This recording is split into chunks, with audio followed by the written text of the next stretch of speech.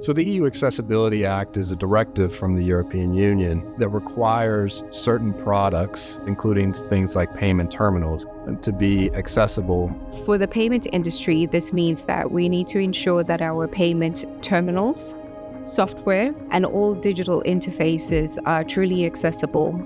Typically, you have a very simple PIN pad device. That device typically wouldn't have a speaker to provide audio cues to the user. It wouldn't have high contrast buttons for people who are visually impaired to find those buttons. So what you do is you essentially support accessibility with a multimodal mindset so that your customers can use what makes the most sense for them. We find that these types of regulations has actually been a catalyst for our innovation.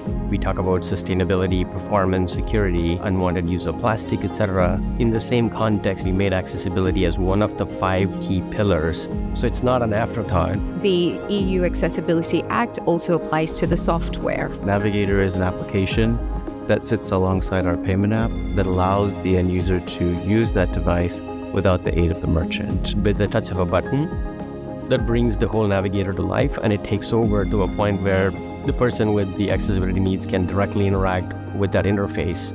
So whilst Navigator is used with our payment app, we have a library tool that our partners who write their own payment apps can also inherit.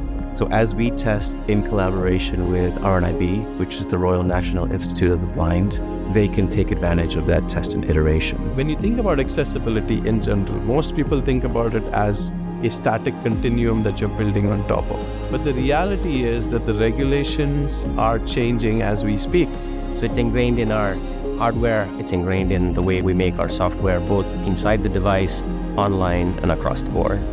Accessibility offers the user assurance that they're going to be able to use that payment device without the aid of the merchant. Prioritizing accessibility mitigates risks, it improves innovation, and it boosts customer loyalty and customer satisfaction.